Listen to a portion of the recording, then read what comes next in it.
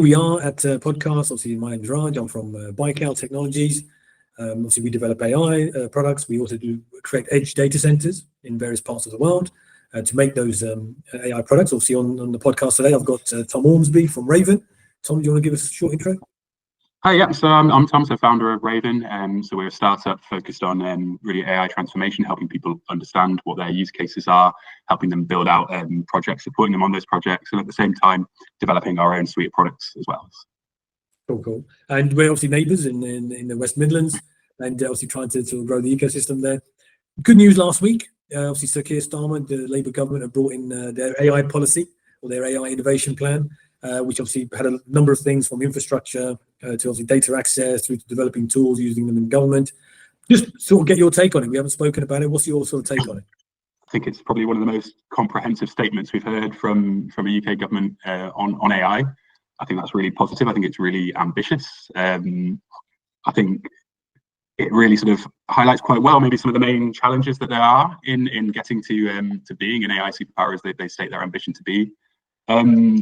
But I think it's also important to sort of caveat it with it's the early days of the announcement, and I think we're still waiting a bit more on a confirmation of what these details are and how we're going to achieve these goals that they've set out. Yeah, no, that's true. I mean, from our side, we looked at it as there's obviously talk about infrastructure, which again is crucial to when you're developing technology. There's obviously talk about the upskilling of workers and making sure that there's a talent pool. How does that affect with Raiven? Well, do you see something specific for yourself within that? Yeah, I mean, there's quite a few areas that sort of overlap with us. I think, I mean, in terms of, I think the first one maybe highlighting is the skills one, and one of the major reasons we sort of set up a company like Raiven was because we foresaw this challenge around the actual securing the right talent, the development of skills, ready for the market opportunity that was coming. And it's a really strong statement to say we're going to invest in these skills, we're going to create these skills. I think there is when you pull back the hood there is another challenge where you say, well, how? I mean, I think he's making a very strong statement about the next generation of skills. I think that's really positive. But the challenge we have is in what's about the immediate now. And I think this is where the main struggles at the moment appear to be in industry, in particularly like decision-making positions. How do decision makers who have this budget, who have this investment potentially available to invest in these AI projects, to follow the government's lead, how do they get the knowledge that they need? And I think that's one bit that I mean, I wish there was something a bit more concrete on how we're going to tackle that problem, because at the moment it seems to be left to the industry itself to look internally and seek to invest internally. And I think there's still some hesitancy there on how they approach it at the present. So you've hit something on the nail there in the sense that, and again, Raiven, the way that we sort of met up was there's a like-minded sort of understanding where, and there's I'm obviously telling you, you know this, moving from IT to AI or computer science is completely different. The things that we sort of share values on is that, or share skill sets on, is that you're always learning. I think that's the thing. So understanding AI is one thing, but the fact that you always have to learn about what's new coming out, what you're inventing that's new as well. There wasn't sort of, I mean, skills is a very sort of binary word to say, oh, we need to up the skills, but there wasn't the fundamentals, right? In terms of what you're learning, how you're learning has to change. I think so. The positive side is like from the university, from the research side, they did acknowledge we are a strong power in that, but. Yeah, it's like you said, the other learning. I mean, there needs to be ways that we adapt. How not everyone is going to be an AI researcher. Yeah. There are going to be plenty of people who are using tools, who are maybe project managing these projects. They need a working understanding. I think you're right as well. It's that. How do you develop that understanding? How do they develop this continuing learning? How do they remove this sort of mental barrier that I think a lot of people have by saying that technology is too complicated for me. I want to know more. I wish I can know more, but I've got a mental block. I wasn't good at maths, for example. I wasn't good at computers. I mean, these are barriers that we often face in conversations, and I think it doesn't need to be that way. We need to find a way to enable it for decision makers. So. Hopefully that trickles down. I mean, obviously you said government would be the ones that are driving it, which would be great if that actually happens. And obviously that trickles down to local government, to agencies, then that's obviously a good thing. But like I say, we might have to wait and see how that happens, right? Yeah, I mean, there is one announcement that's come out today actually that's really positive from the government side. Actually, we're waiting on a further announcement from Peter Kyle. But the early announcement was a statement saying that they believe that they could save 45 billion in the public sector from efficiency savings with upgrading of technology. And I think this was a really important point to make as well. It is the statement that it is technology upgrading, not just AI. I think there is a lot of processes that we have in the public sector that have been outdated for quite some time, and that can be solved just by clever use of technology without the need to use AI. And I think that's an important acknowledgement as well, that the steps along that, there are small steps we can take on that journey, but ultimately the productivity savings, the cost savings are potentially massive. Massive. Yeah, so as long as the value creation, isn't, that's the whole idea. If you can extract value from waste, you create companies out of that, you keep that money local, and the UK economy can grow. But what do you think, what does the West Midlands, how can the West Midlands take advantage of this? We talk about London obviously sucking up all the sort of AI technology and all the noise.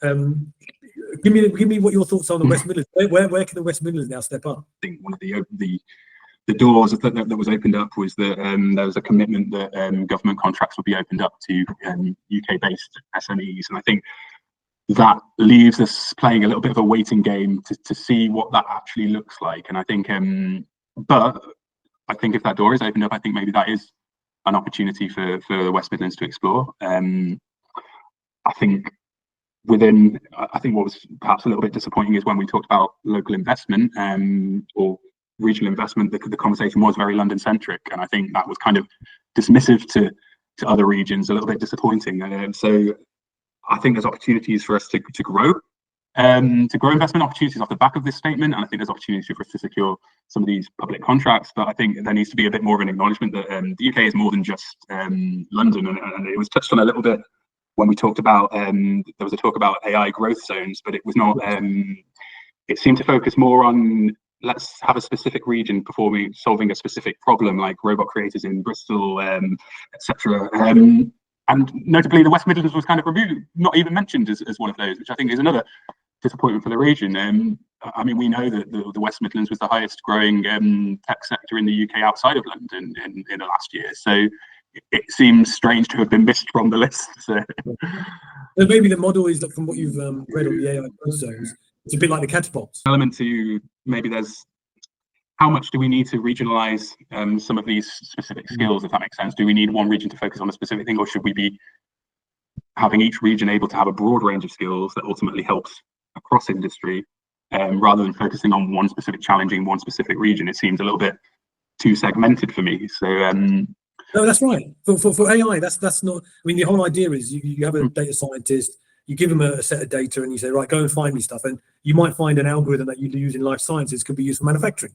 And by absolutely, yeah, being able to model things. So that is a strange one, I think. As well, like I think this, like we said, one of the things was there was a distinction between robotics hardware and software developers, and I think ultimately we want for this infrastructure to work, you want all of those pieces to be together to seamlessly be able to interact. You want that in every region. You don't want them separated apart. So yeah, I think I don't know if that is just more. It was phrased more that way for impact, or if it was a genuine plan, but I think this idea of segmentation of technology is perhaps the wrong one. We should be looking at how we integrate it in each region. I mean, from a West Midlands perspective, I think the big advantages, or not advantage, sorry, where there's a potential now to sort of, there was a stat that the West Midlands 15% of the UK's population, or part of the UK population, but it's 13% of the economic output. And like you say, there is, while it's growing in terms of tech, there's obviously not enough growth overall. But you look at University of Birmingham, you look at the Aston University, you look at Coventry University. Well, there's strong institutions, and we've hired from Cov University. We're working with Birmingham University. So that join up between academia and industry and government isn't quite there. And I think that's where perhaps West Midlands has an opportunity to say, okay, let's forget what's happened, but go forward on AI, right?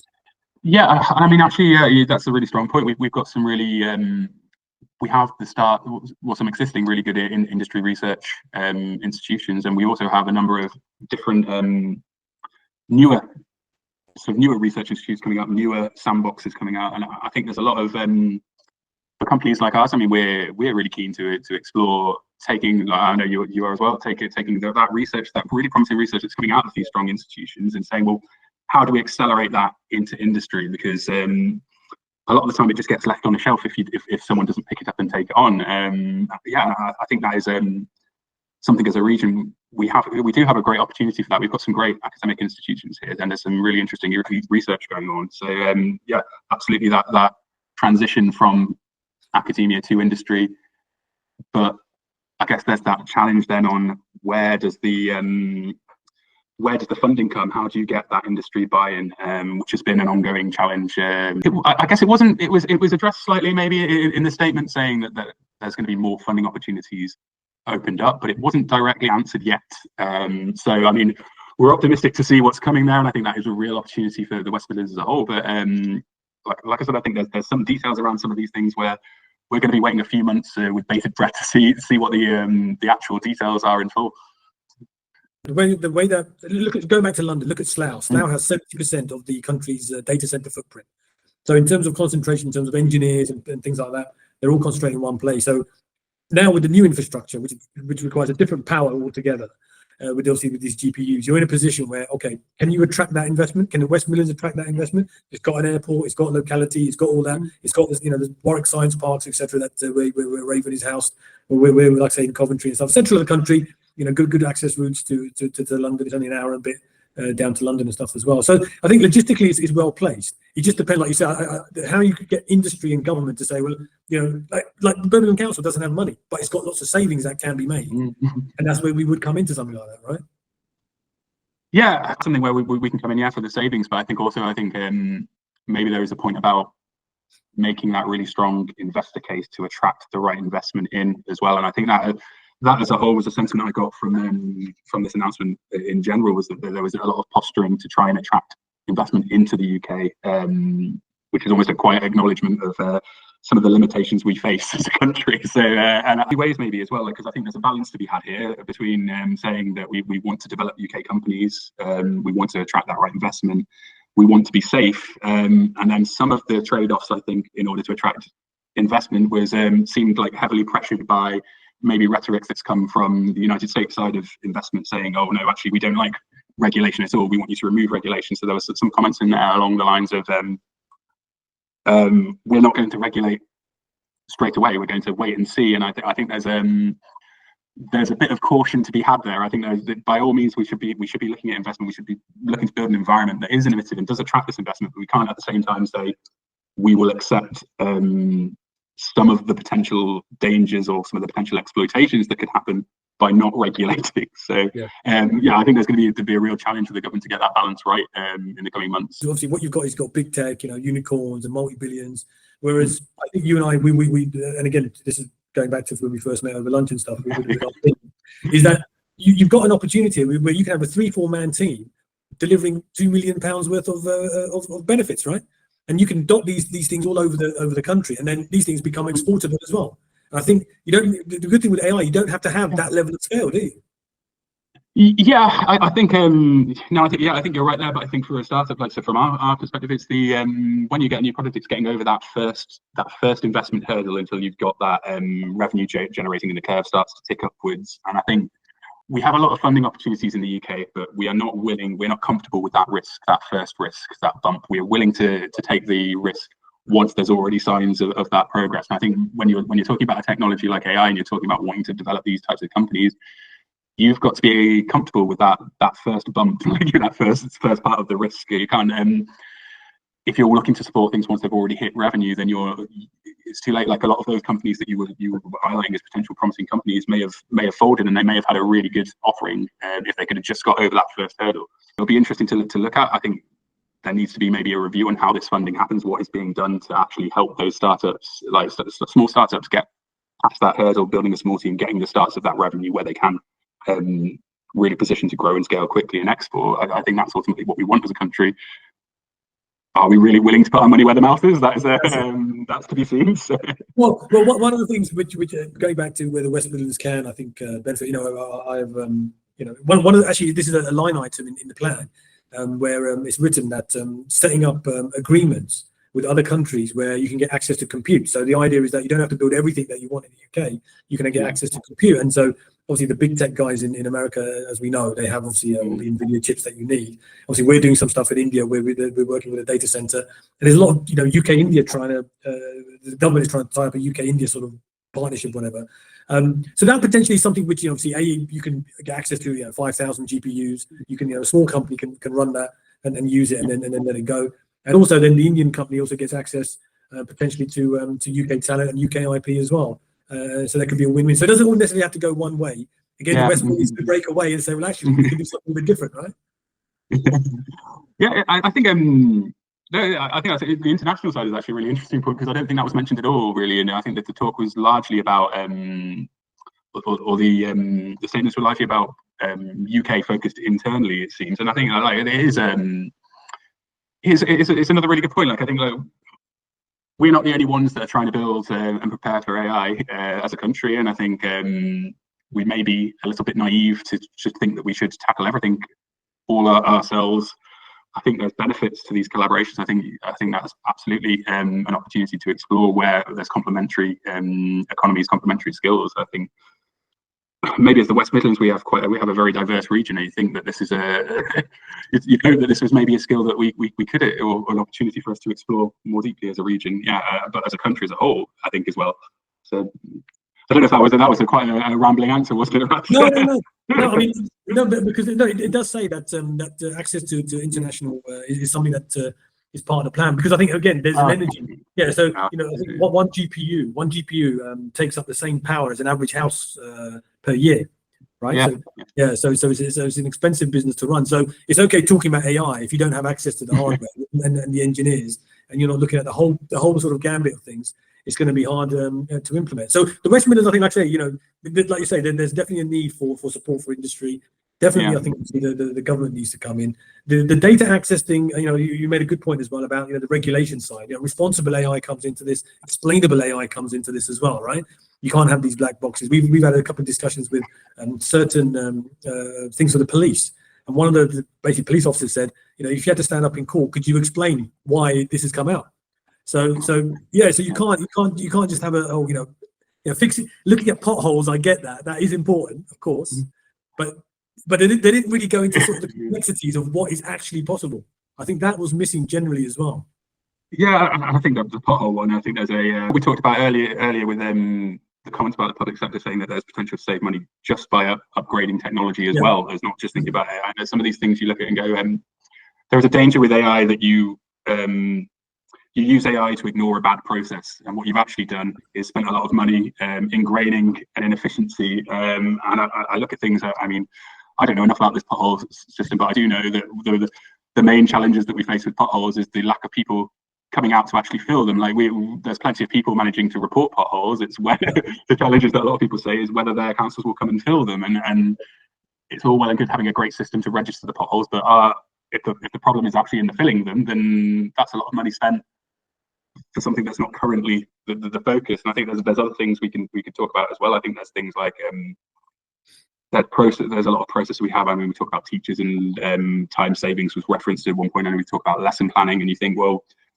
how much of that is genuine time saved, or how much of that is really that we're sometimes forcing teachers to replan lessons that they've already got very strong templates for, and I think you've got to be careful when you look at the AI opportunities that you're not picking these things where you're potentially reinforcing a process that isn't really beneficial.